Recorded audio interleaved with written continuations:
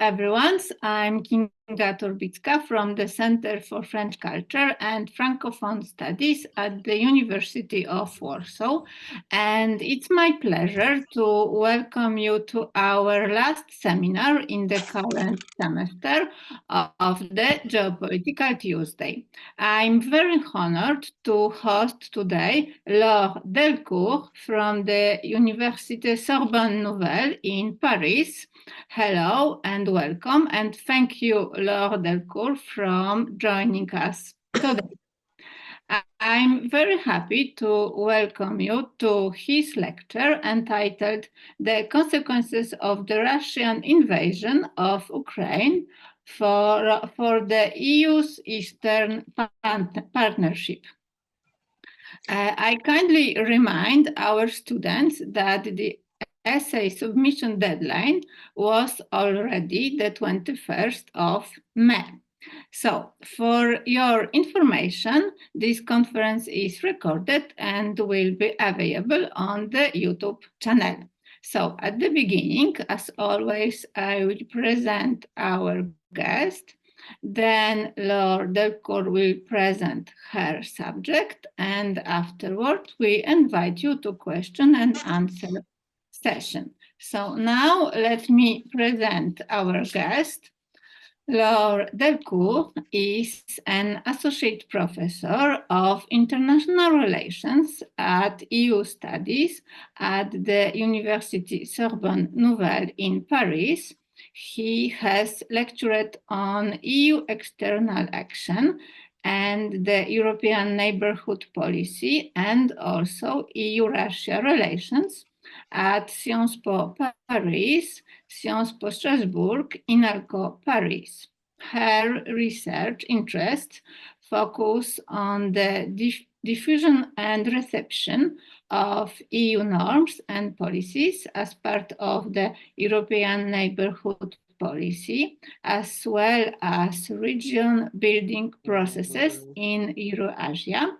She acted as a coordinator or researcher in several EU-funded and French-funded research projects on these topics. She is also currently conducting a French-Austrian research project on civil society's participation in the policymaking process in the EU neighborhood and also a Horizon Europe project on political perspectives for the Eastern Neighbourhood and the Western Balkans. So thank you very much, Laure Delcour, for accepting our invitation. And now I invite you to present the consequences of the Russian invasion of Ukraine for the EU Eastern Partnership. So the screen is yours. Thank you very much, Kinga, and good afternoon, everyone. It's a great pleasure and a great honor for me to be here, to be online at least. So the subtitle, as you can see, is Disintegration, Destabilization, and Dynamics of Inclusion-Exclusion. This is the angle through which I will analyze the consequences of Russia's war on the EU's Eastern Partnership. My presentation, so now I'm trying to my presentation will be divided into three main parts. The first session, the first part will be dedicated to the kind of historical overview of the neighborhood policy Eastern Partnership, meaning the premises upon which the policies were built and their key achievements before the war. And then we will move to the topic of the consequences of the war, first of all focusing on the region, the impact of Russia's war in Eastern Europe and the South Caucasus, and then the implications for the EU's policies, including first and foremost the Eastern Partnership. So starting with a kind of historical overview, just to remind you of the key premises upon which the core EU policies in the regions were built, meaning the neighbourhood policy and the Eastern Partnership. And also, I will provide a brief insight into their achievements before 2022. So the rationale behind the creation of the European Neighbourhood Policy is closely connected to the so-called Big Bang enlargement in 2004, when Poland, together with 9 other countries and followed by Romania and Bulgaria, joined the EU. So this enlargement prompted the EU to design and order a new Europe. And this is because the 2004 enlargement created new borders with Eastern European and South Caucasus countries that were previously included in the Soviet Union. So in the EU's narrative, these new borders called for ensuring prosperity, stability, and security in and around the enlarged EU. So the aim was to create a ring of friends around the enlarged EU. In the words of the former president of the European Commission, you can see his picture on the screen, Romano Prodi. So the EU based this narrative on the fact that the enlargement process had been thus far the EU's most successful foreign policy tool. However, in 2004, immediately after the so-called Big Bang enlargement was put on hold due to the so-called enlargement fatigue in Western European countries. So there was no possibility of offering a membership perspective at that time to the new neighbors. And therefore, the EU offered to share everything but institutions, again in the words of Romano Prodi, with the new neighbors. And these are the premises upon which the European Neighbourhood Policy was launched.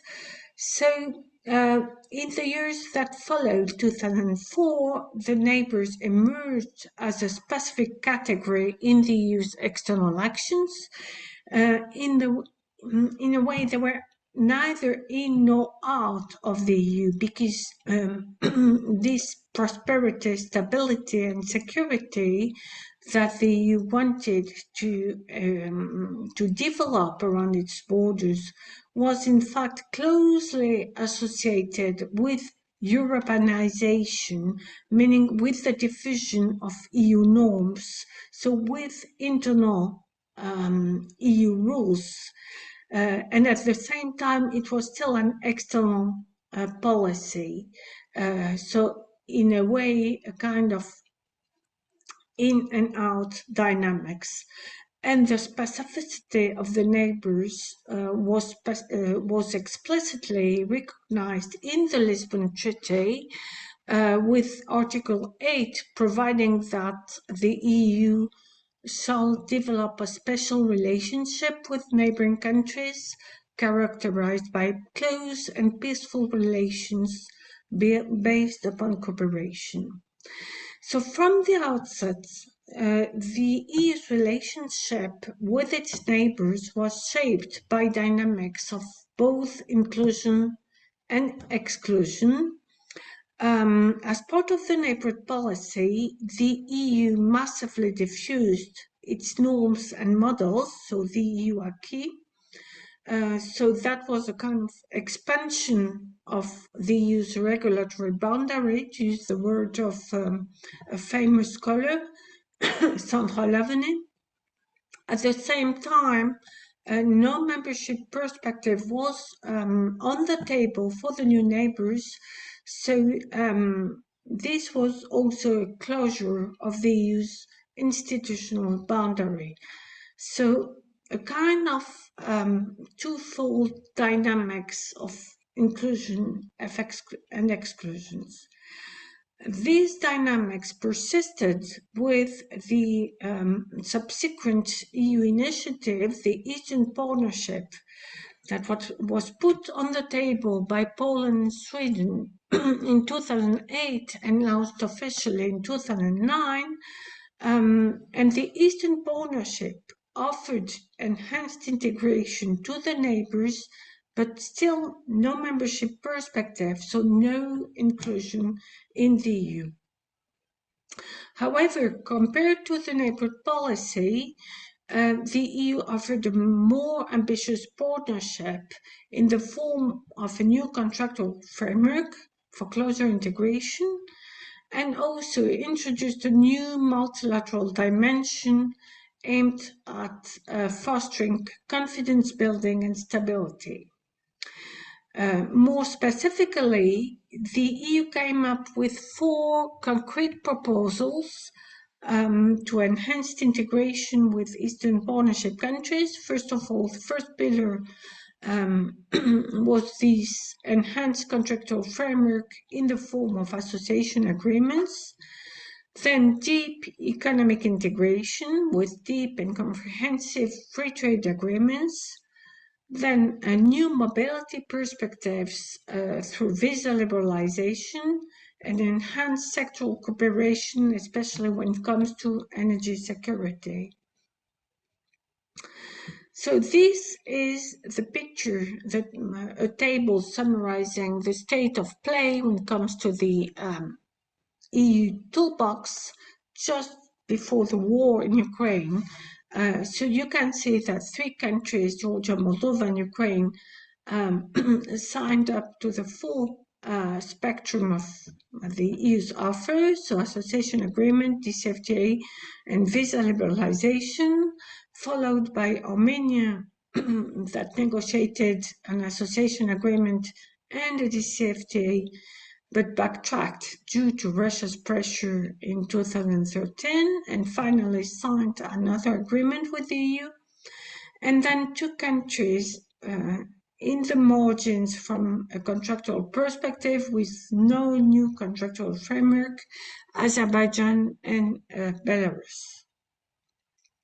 I should say here that Belarus withdrew from the Eastern Partnership even before Russia's war against Ukraine, so in 2021, after the EU sanctioned the authorities following the repression that followed the presidential elections in 2020.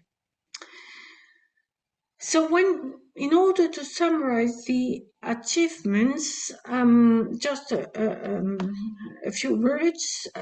First of all, the Eastern Partnership was instrumental in offering enhanced integration perspectives to the 6 Eastern Partnership countries, first and foremost to the 3 associated countries, so Georgia, Moldova, and Ukraine. All countries were offered an unprecedented level of political dialogue, enhanced access to the EU's internal market, and this came together with an unprecedented agenda for governance reforms. But also for the non-associated countries, the integration with the EU was more advanced, and that was especially the case for Armenia as part of the comprehensive enhanced partnership agreement that came into force into 2021. Another achievement were the enhanced linkages between the Eastern Partnership countries and societies and the EU.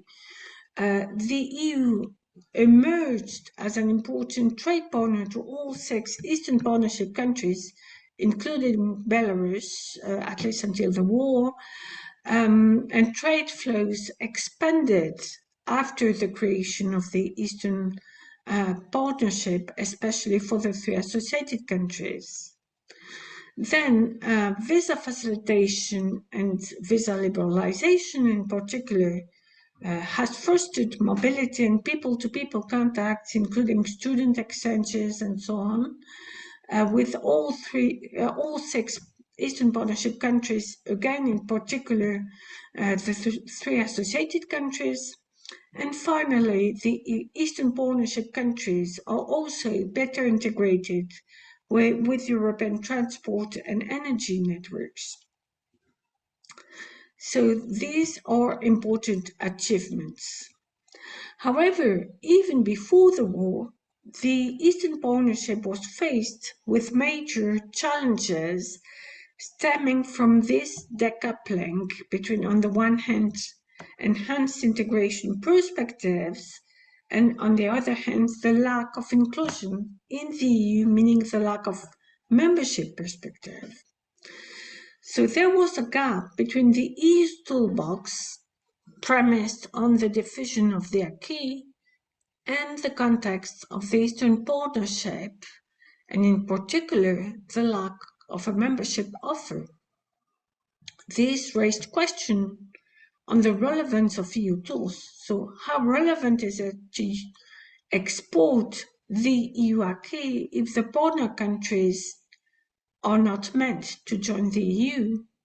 And then what is the sustainability of EU-induced changes if there is no membership perspective?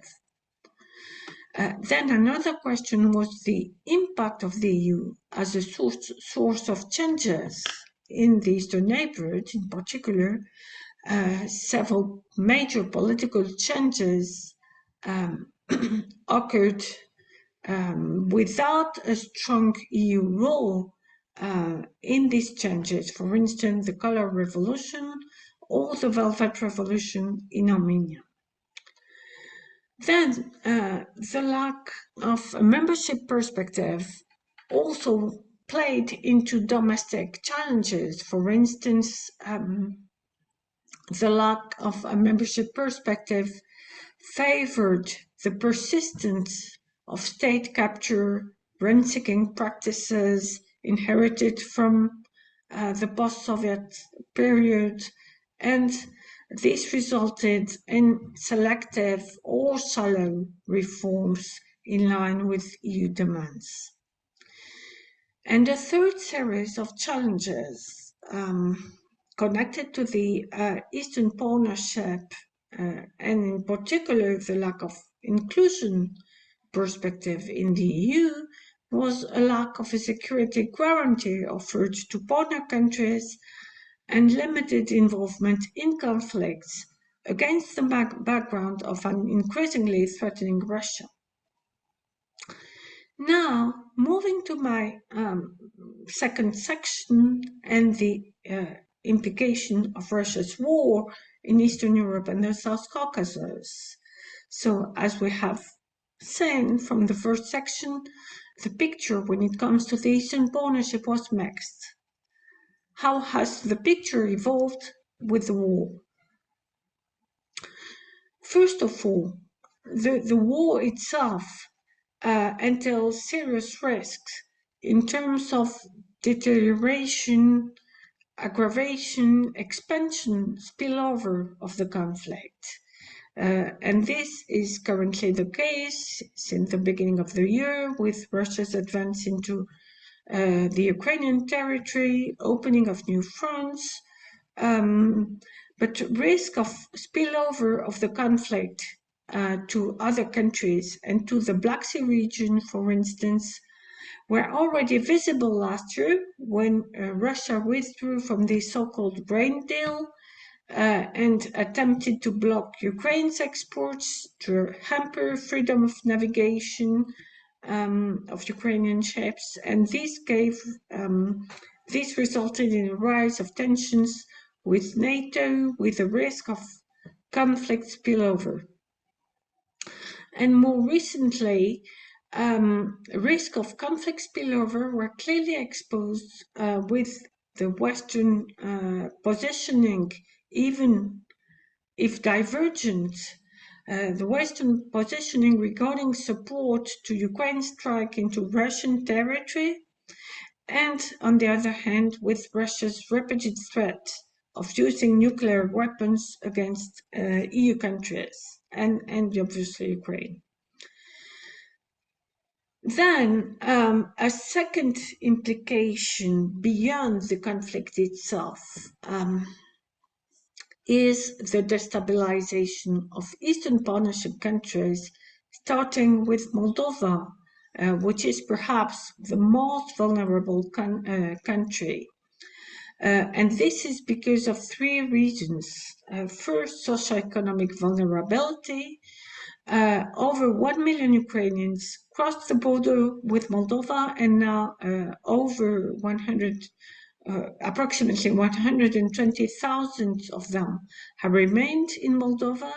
So Moldova hosts more refugees per capita than any other country.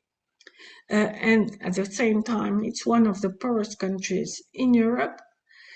Then, second, political vulnerability with the risk of increased domestic polarization, having in mind that Moldova, unlike some other Eastern Partnership countries, has a very polarized, very divided public opinion when it comes to foreign policy and regional integration, with approximately half of the population supporting EU membership and roughly half of the population supporting closer links with Russia and the Eurasian Economic Union. So in this respect, the forthcoming presidential elections that will be held later this year in October will be key. And then the third vulnerability is security vulnerability, with the threat of a revived conflict in Transnistria, which, as you can see on the map, is very close to southern Ukraine, to Odessa. So the fate of Transnistria is closely connected to military developments in southern Ukraine. And actually, the Transnistrian de facto authorities called for Russian protection in February this year with the threat of another Russian intervention. The second country that is destabilized, but for different reasons, is Georgia. From the outset of the war, the conflict led, or exposed rather, a clear rift in Georgia between staunch support for Ukraine within Georgian society and the government's refusal to follow EU sanctions on Russia. And actually, the conflict unfolded in a context of domestic democratic backsliding in Georgia and renewed links with the Russian Federation. More recently, starting last year, actually, there has been a clear shift away from democratic standards and from the EU, with a law on foreign agents modeled after the Russian law, tabled by the Georgian Dream authorities last year in 2023. This law was finally withdrawn following massive demonstrations, but then it was introduced again earlier this year and finally adopted, despite massive protests by the Georgian population. So there is a major question mark on the country's political future and also on its future geopolitical orientation. So here again, just like in Moldova, the key will be the forthcoming elections, so parliamentary elections in Georgia forthcoming in the autumn.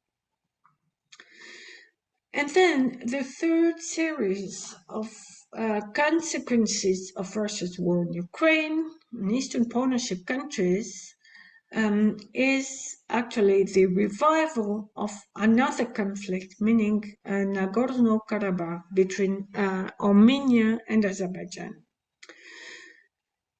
Again, this took place in a longer time frame, meaning that the Russian-mediated ceasefire that was agreed in November 2020 after the 44-day war between Armenia and Azerbaijan offered no sustainable solution to the conflict.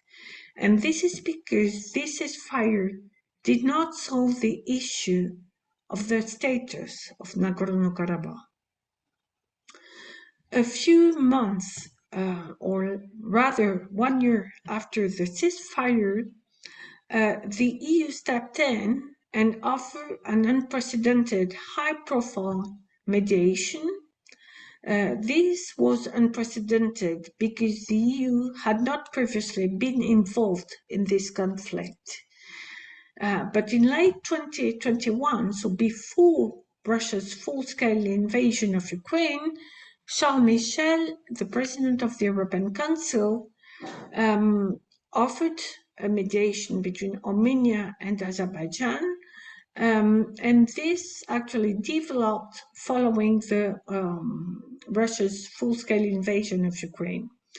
However, Russia's aggression against Ukraine also shifted Russia's attention and resources to Ukraine and created a security vacuum in the South Caucasus.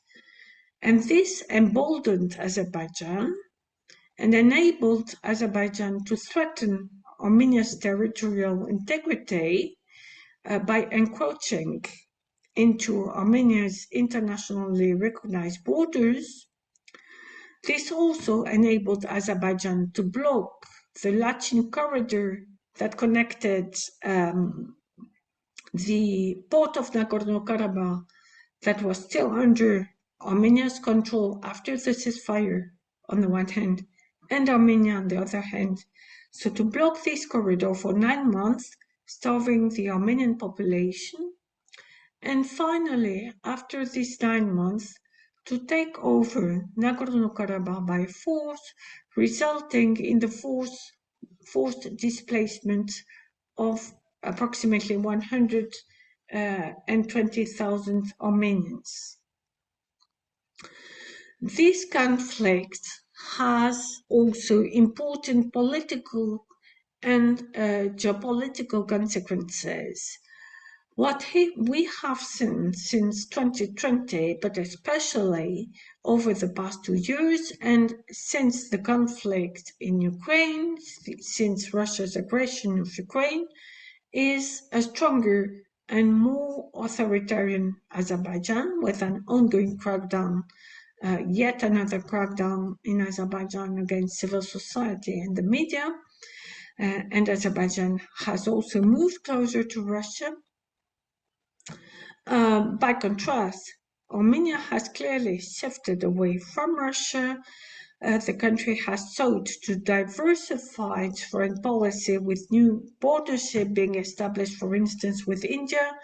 It has also gone clearly closer to the EU, with, for the first time, just a few weeks ago, the Armenian foreign minister expressing EU membership aspirations. However, the country is highly vulnerable because the society is still traumatized by the loss of Karabakh and also deeply polarized politically.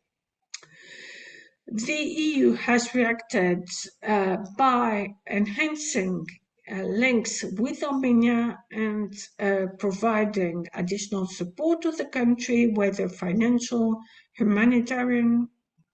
Also, there are talks about the delivery of non-lethal military equipment to Armenia via the European Peace Facility. So these are the ongoing implications of Russia's war against Ukraine for other Eastern Partnership countries. This is still very much a moving target, and in fact, Russia's war has played into existing vulnerabilities and fault lines in the region. Now, the implications of Russia's war for EU policies. Russia's war has resulted in a shift of paradigm in highly sensitive EU policies, meaning policies that usually are controlled by EU member states. And these are really at the core of EU member states' sovereignty. The first such policy is asylum. And you probably remember that crisis around refugees and migrants in 2015. Back then, this gave rise to sheer divergences among member states on whether refugees should be welcome in the European Union. There was no such divergences after Russia's full-scale invasion of Ukraine. By contrast, there was a consensus on the need to offer temporary protection to Ukrainian refugees, meaning that they can access, whenever they flee to the EU, they can access the labor market, but also they have access to education, to health system, etc. The second major shift concerned a highly sensitive policy, meaning foreign policy and defense. And for the first time, the EU offered the unprecedented provision of lethal weapons to a third country, meaning to Ukraine. And again, this came quite quickly without any sharp contestation or divergences from the member states. And finally, perhaps the most visible and also the most important shift related to the enlargement policy, because after the so-called Big Bang enlargement in 2004, the EU decided to put enlargement on hold and not to enlarge beyond the Western Balkans. And this pause came to an end after Russia's full-scale invasion of Ukraine. Obviously, the first, perhaps the most immediate implication of the conflict for EU policies was a massive support to Ukraine, a multifaceted and massive support in the form of loans, in the form of military support, in the form of support to refugees, also budget support, humanitarian aid. So in total, over 143 billion euros. Obviously, the EU also responded to the war through sanctioning Russia and Belarus, individual sanctions with over 1,700 individuals being sanctioned, economic sanctions, again, a whole gamut of economic sanctions against Russia and Belarus, whether banks, whether Russian exports, oil, whether transit, flights have been curtailed, etc., but also diplomatic and visa measures. But again, the biggest changes in the EU's policies have concerned the Eastern Partnership, and in particular, the new membership perspective offered to Eastern Partnership countries. This is a major shift. Ukraine and Moldova were granted candidate status just 3 months after Russia's full-scale invasion of Ukraine, and they were offered to start negotiations in December last year, while Georgia at the same time was granted candidate status. This is obviously a breakthrough. Why? Because until the very beginning of the war, the EU was extremely reluctant to move forward with membership perspectives for Eastern Partnership countries. The last EU policy documents on the Eastern Partnership that were put on the table before the war recognized membership aspiration of all three associated countries, Moldova, Ukraine, and Georgia, but stressed the need to first of all implement the association agreements, fully implement these agreements before discussing any further perspective. So in that respect, Russia's war in Ukraine was a major breakthrough. And the fact that new membership perspectives were open for Eastern Partnership countries resulted in blurring the boundaries between Eastern Partnership and enlargement policy, with a major question mark. Should the Eastern Partnership be maintained as a policy, or should it just disappear? This was actually a question mark even before the war, because as you have seen from the table that I presented earlier, this was already a two-speed Eastern Partnership policy, with 3 countries having signed up to all components of the EU's offer, so Georgia, Moldova, and Ukraine, then Armenia somewhere in the middle, and Azerbaijan and Belarus lagging behind. And the war only exacerbated this question mark and the need to think about the EU's policy framework for the region, because 3 countries were offered a membership perspective. However, in December 2022, so 6 months after the war started, the Eastern Partnership Foreign Minister and their EU counterpart met in Brussels and decided to maintain the Eastern Partnership as a vehicle for regional cooperation in parallel to enlargement policy. And at the same time, they stressed the need to tailor this partnership to the specific need of Eastern Partnership countries. Now, when it comes to the Eastern Partnership as such, to the substance of EU policy under the Eastern Partnership, perhaps the key implication of Russia's war in Ukraine is an increased security role for the EU. There is still a question mark.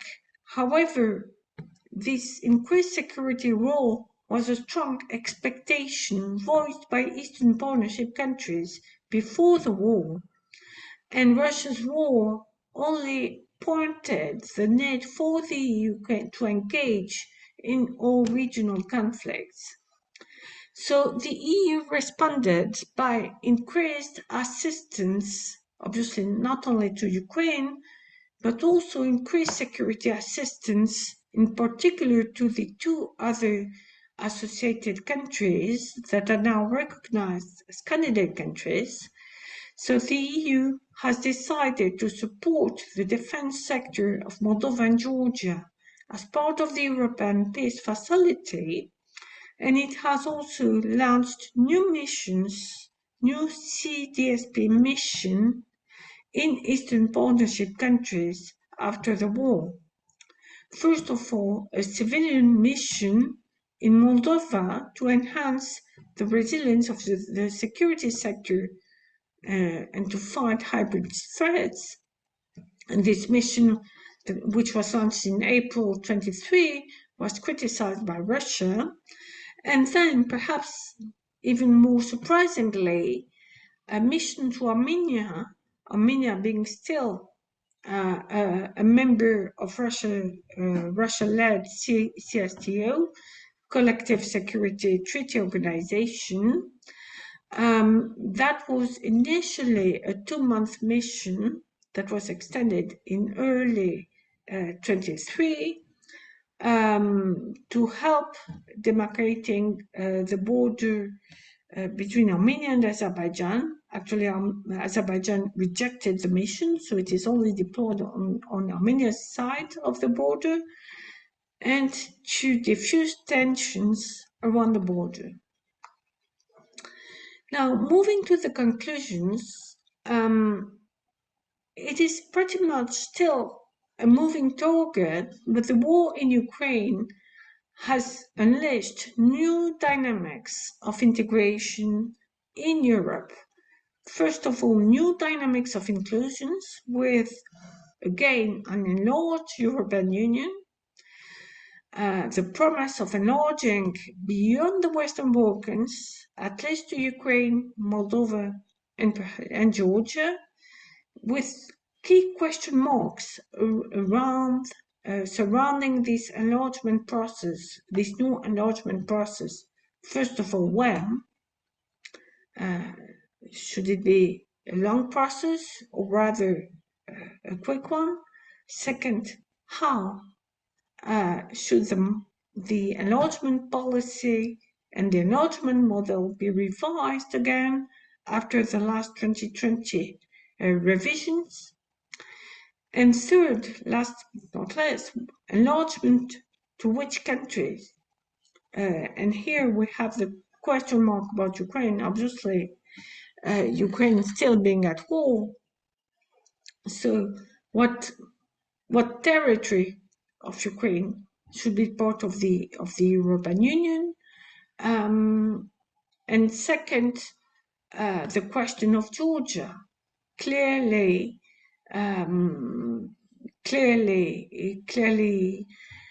moving towards or away from democratization.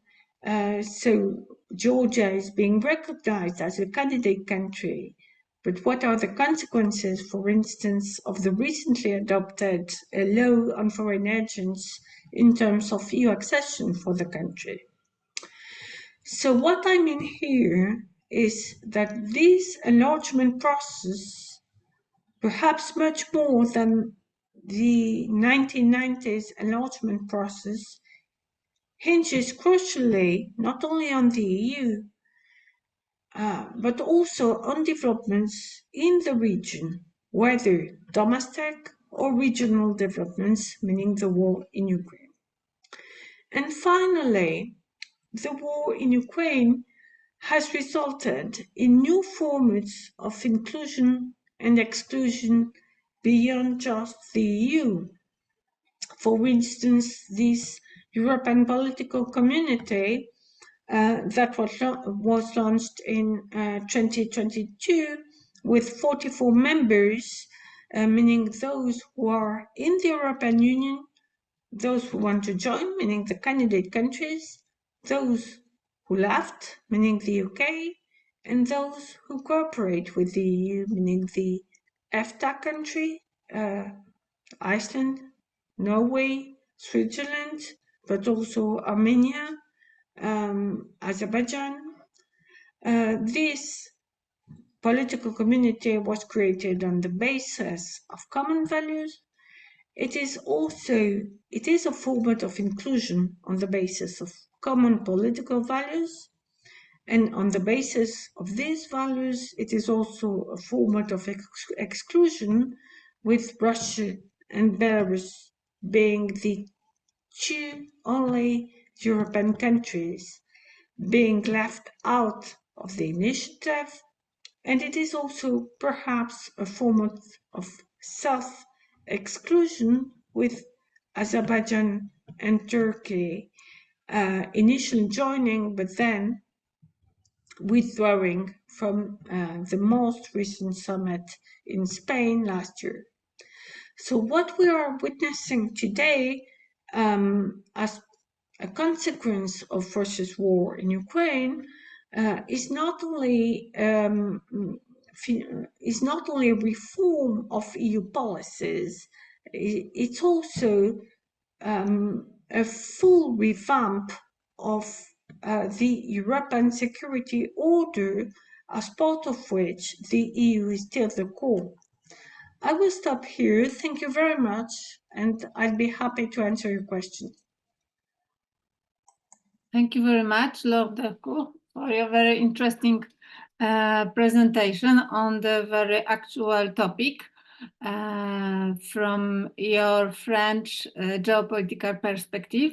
So now I invite you to ask the question and write the comments on the chat. You can also raise your hands if you have some question or comments. I see Marta Wójcik, so please. Thank you very much. And I'd like to say a big thanks for this presentation. It was very impressive and quite all-encompassing in such a short time, but thank you so much. I'm wondering if you could maybe tie into what your opinion, what would you say the scenario could look like if it wasn't for the escalation of the war in 2022? What the status of Ukraine and Moldova and the process of inclusion and exclusion could look like now today if it wasn't for the escalation 2 years ago? Thank you. Thank you very much. Should I answer or should I? Yes, please. You can answer. I think it's a very interesting question. Judging from the latest policy documents on the Eastern Partnership, right before the war, well, the EU would probably not have moved to enlargement or to including more countries. It is likely that the EU would have sought to, well, wait as much as possible. The EU, prior to the war, was extremely reluctant to enlarge, and this was because of the sheer divergences among member states regarding enlargement.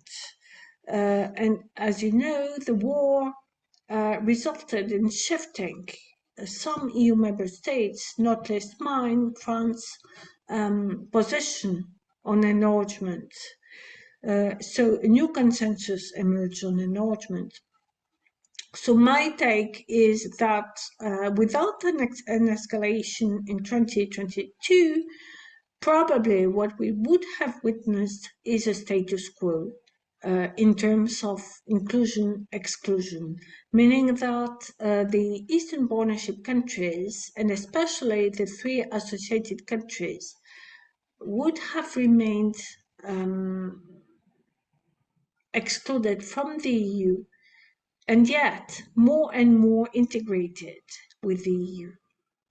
So this is highly paradoxical because the Eastern Partnership was conducive to integration, but not to inclusion. So I hope this answers your question, Marta. Yes, it does. Thank you very much. It's just very interesting to see, as you were presenting, that the situation now has tied into some tendencies, or I don't know how to say it, that were existing beforehand, but that they took the shape that they do now because of the escalation. So yes, thank you very much. That's because of the war, but not only. I mean, just perhaps a small caveat on geopolitics. It's not all about geopolitics. I mean, Russia's war in Ukraine also plays into domestic struggles, domestic political life, and it is very clear, for instance, in the case of Georgia, also plays into domestic and regional vulnerabilities. So it's not all about geopolitics or the war per se.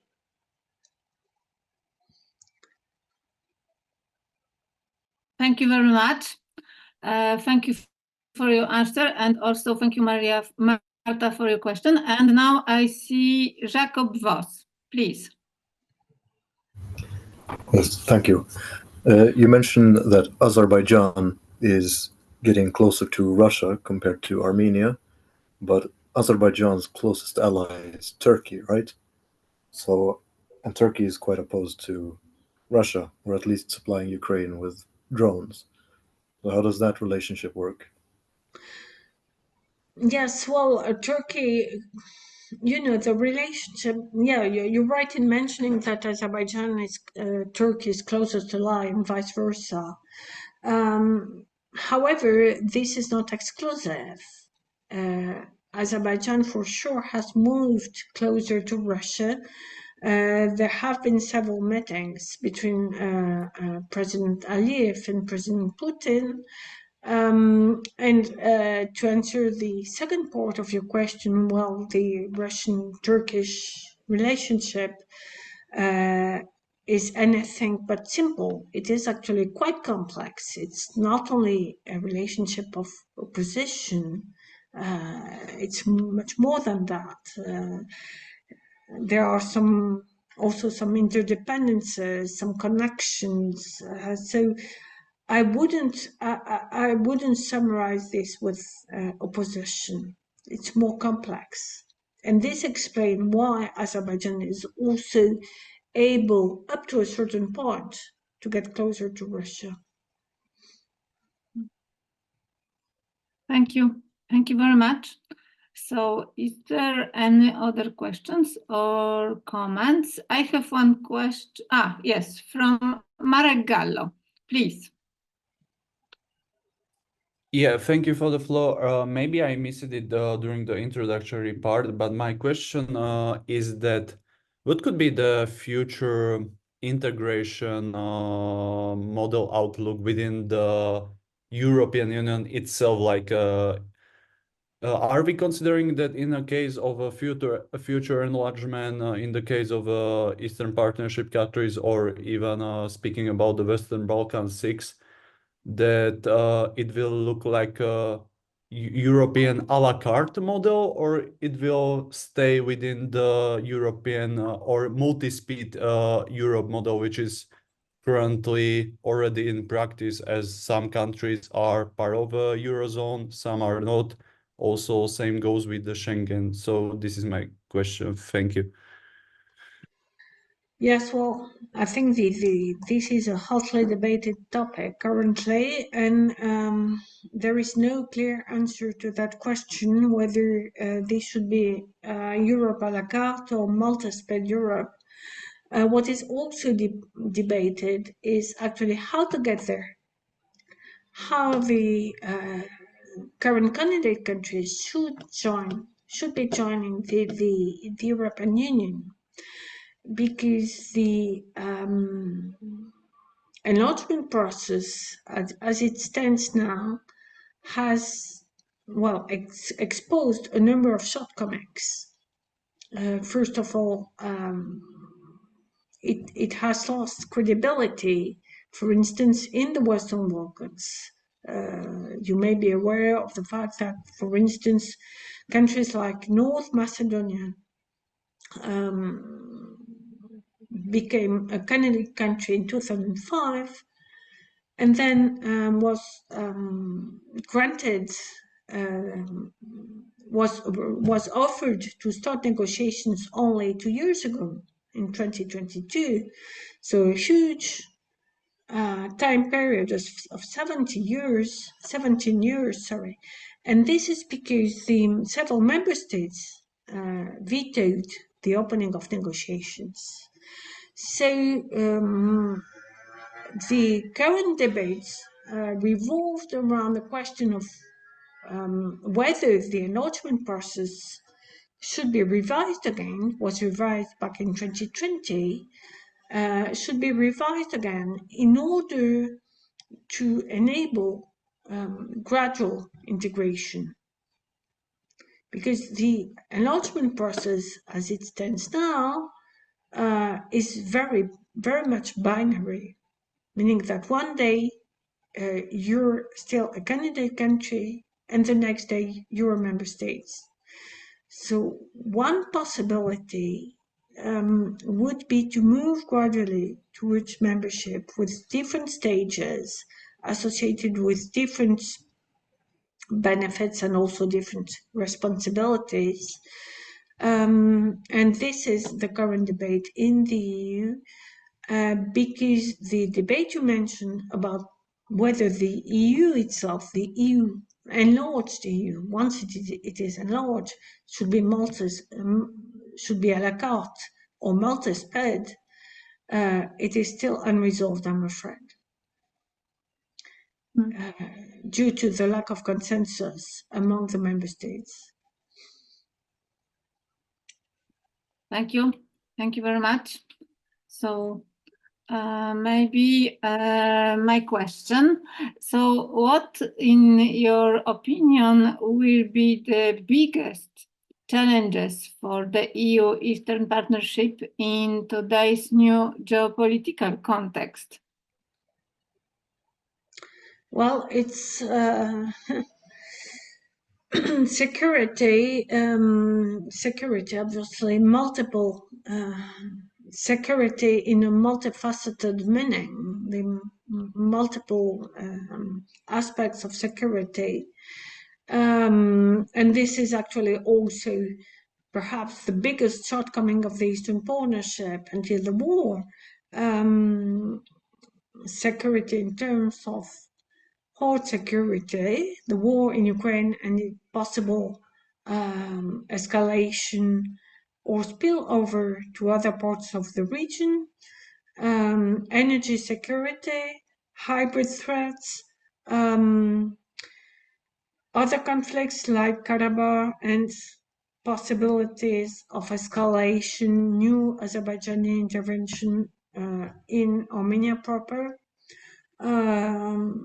So all kinds of security threats, whether hard security or soft security, it is definitely the biggest geopolitical challenge for the EU, and this is obviously a challenge that the EU is not used to coping with. The EU feels much more comfortable exporting its acquis than, coping with security challenges. Okay, thank you. Thank you very much. And because you present a little also the French perspective and you are a French researcher, I would like to ask you about the role of France in this new enlargement process. What is your opinion and what will be the role, the role of France in this new enlargement process? Well, I wrote a paper on the French position back in, it was in like April, or perhaps just March 22, just a few days after the war. And then I wrote that France was a staunch opponent of enlargement. Yes, I read this. And this is because French leaders consistently opposed further enlargement, and not so much because of candidate countries, but because they prioritize deepening integration over widening. And then just a few days afterwards, the French position changed abruptly, and France has turned into one of the biggest proponents of enlargement. And this is because of the connection that was established between security and enlargement. So it seems that the French elites now regard enlargement as a guarantee of security for the EU and the candidate countries, which was not the case before. So regarding the role played by France in enlargement policy, now I don't see much of a role. I mean, France has voted in favor of granting candidate status to Georgia, to Moldova, to Ukraine, opening negotiations as well.